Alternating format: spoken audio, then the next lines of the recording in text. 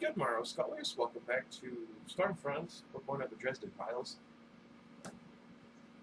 Okay, so I know that yesterday I got up extra early and then recorded early and then uploaded early. And now today I'm back on my usual schedule of waking up late. In my defense, I didn't wake up late. I just could not get myself out of bed. For the life of me, I could not get myself out of bed. I've been up since 7, and I didn't get out of bed until 9:30. I think I might have dozed off here and there. I'm not sure. Anyway, Iggy's been fed, the turtles are still sleeping, and I made my mom breakfast.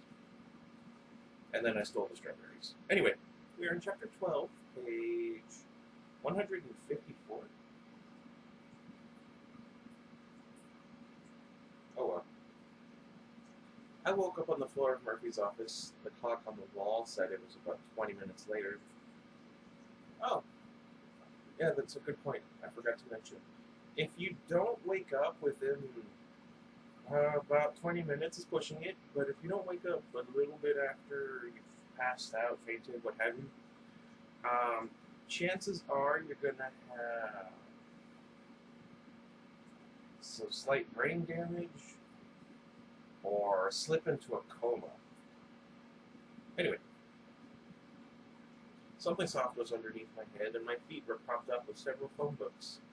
Murphy was pressing a cool cloth against my forehead and throat. Huh. How did you? Let's see. Where was I? I felt terrible, exhausted, achy, nauseous.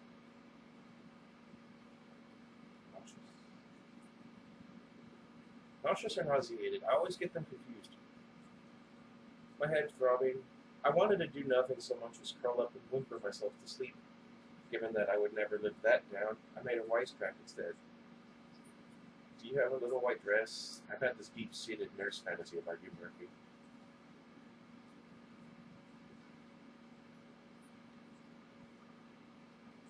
But a pervert like you would. Who hit your head? She demanded. No one, I mumbled. Fell down the stairs to my apartment.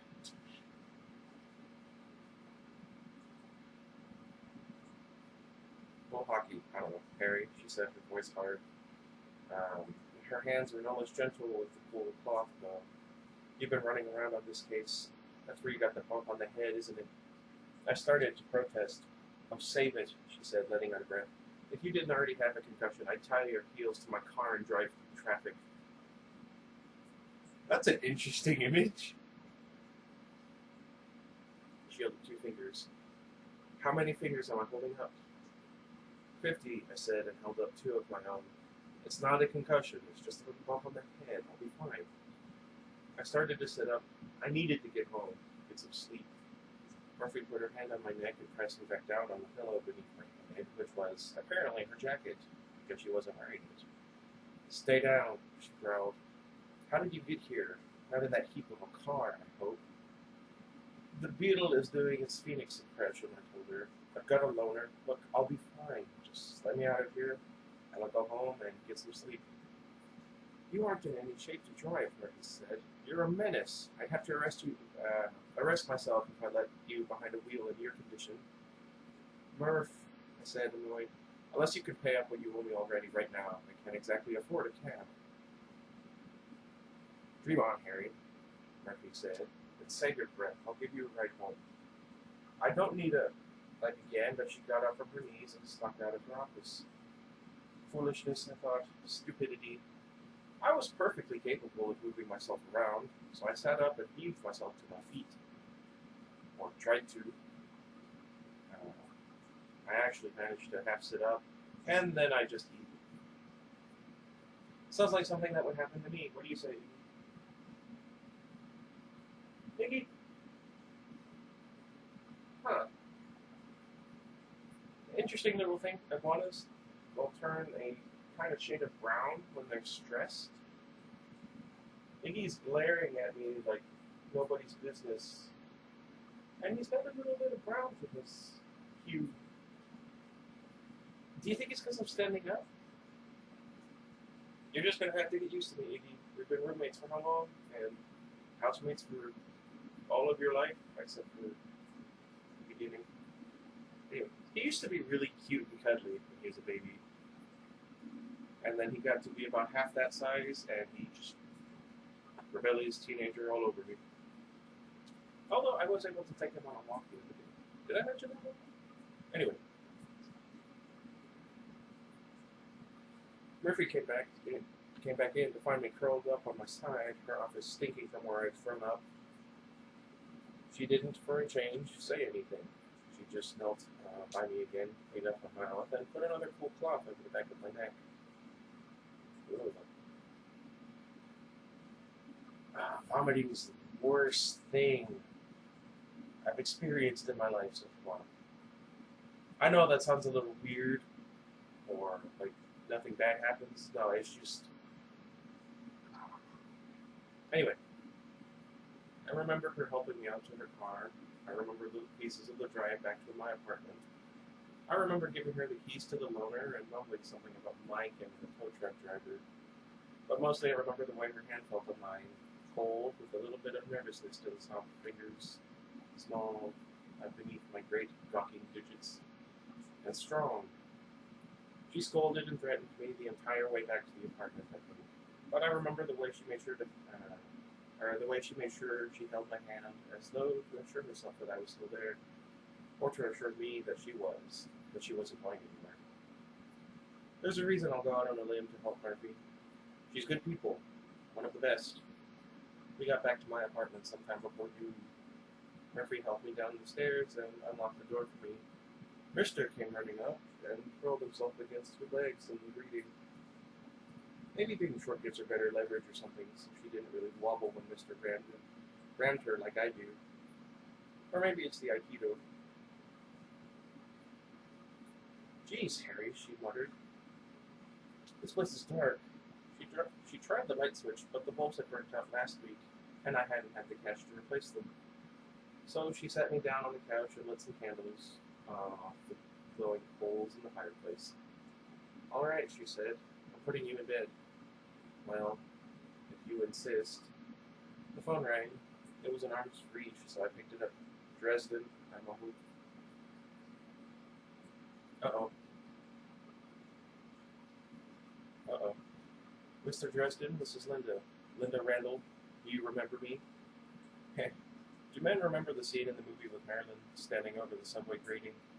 I found myself remembering Linda Randall's eyes and wondering things a gentleman shouldn't. Oh dear.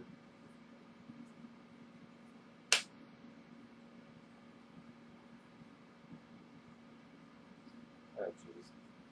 Are you naked? I said. It took me a minute to register what I'd said. Whoops. Murphy gave me an arch look.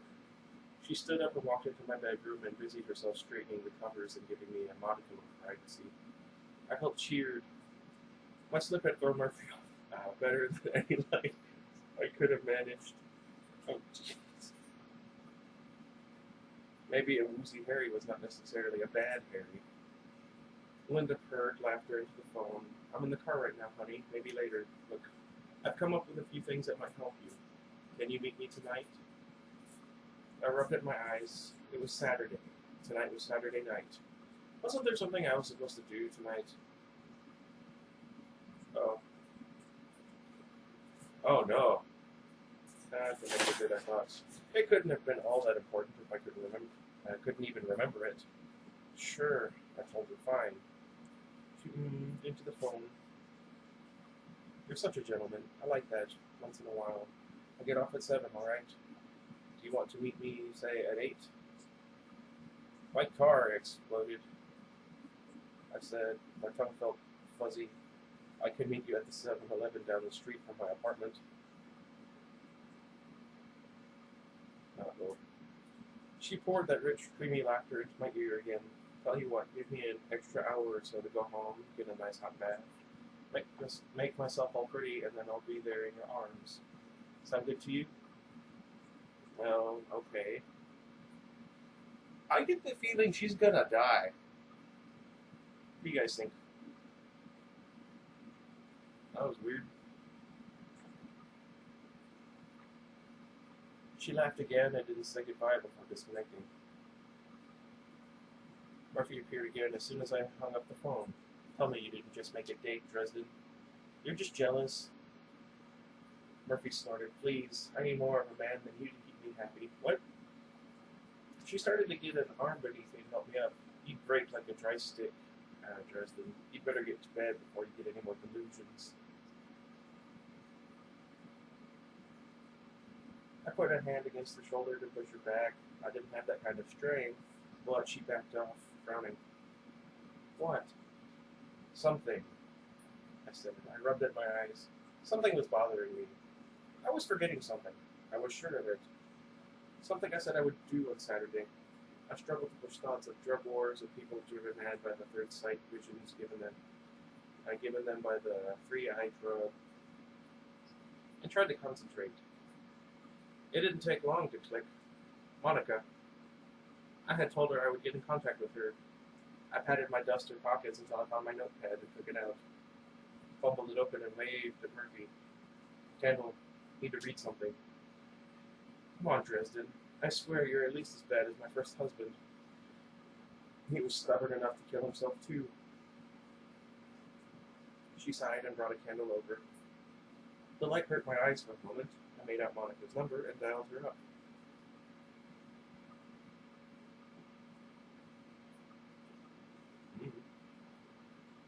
Hello? A male child's voice asked. Hi, I said. I need to speak to Monica, please. Who's this? I remembered I was working for her on the sly and answered. Her fourth cousin Harry, from Vermont. Interesting. Okay, the kid said. Hold on. Then he screamed without lowering the mouthpiece of the phone from his lips. Mom, your cousin Harry from Vermont is on the phone, long distance. I don't know, kids, you gotta love them. I adore children. A little salt, a squeeze of lemon. Perfect. What?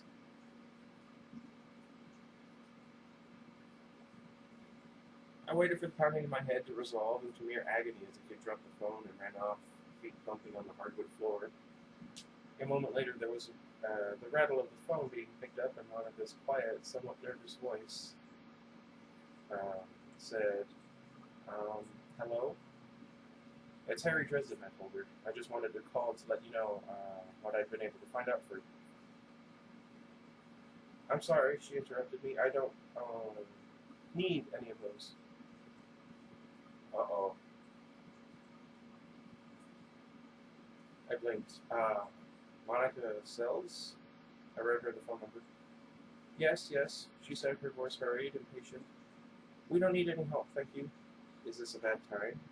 No, it's not that. I just want to cancel my order, discontinue the service. Don't worry about me. There was an odd quality to her voice, as though she were forcing a housewife's good cheer into it. Cancel? You don't want me looking for your husband anymore? But ma'am, the money...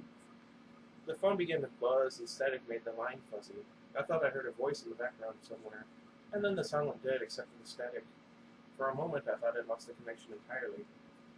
Blasted, unreliable phones. Usually they messed up on my end, not on the receiving end. We can't even trust them to foul up dependably. Hello? Hello? I said cross and grumpy. Monica's voice returned. Don't worry about that. Thank you so much for all of your help. Good day. Bye-bye. Thank you. Then she hung up on me. I took the phone away from my ear and stared at it. Bizarre, I said. Come on, Harry, Murphy said. She took the phone from my hand and planted it firmly in its cradle. Mom, it's not even dark yet. I made the lame joke to try to think about something besides how terribly my head was going to hurt when Murphy helped me out. She did. It did. We hobbled into the bedroom, and when I stretched out on the cool sheets, I was reasonably certain I was going to set down roots. That's an expression I've never heard before. Where was I? Murphy took my temperature and felt my scalp with her fingers, careful around the goose egg on the back of my skull. She shined a pen light into my eyes, which I did not like. She also got me a drink of water, which I did like, and had me swallow a couple of aspirin or Tylenol or something. I only remember two more things about that morning. One was Murphy stripping me out of my shirt, boots, and socks, and leaning down to kiss my forehead and ruffle my hair. Then she covered me up with blankets and put out the lights.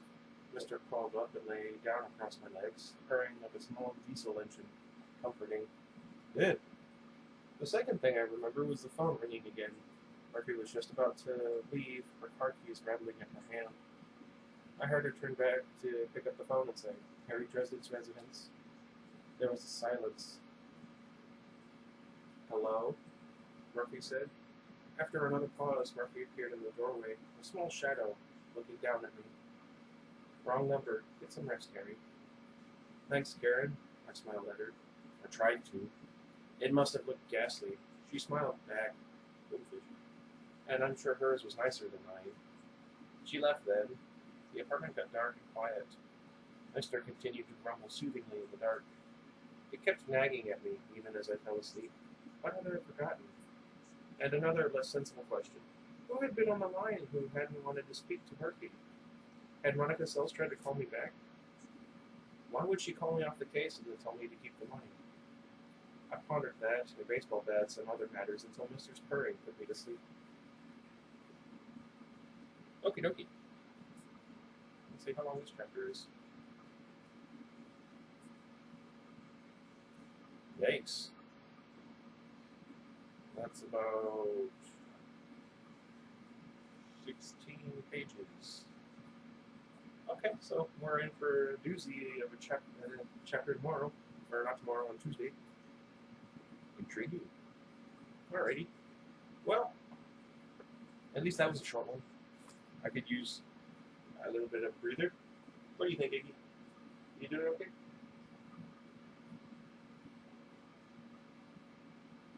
Okay, before I get too distracted, let me know what you guys thought. How everything's connected. Why was he hit in the head? Why is she calling him off the case, but he can keep the money? Who was on that phone?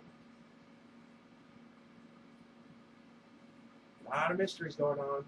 And we're almost halfway through the book. Yay! I can't wait to see what happens and how it all ties together. This has been very informative. I wonder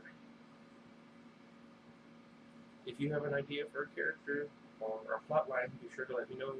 And happy October. I still have to watch a horror movie for today. I'm thinking...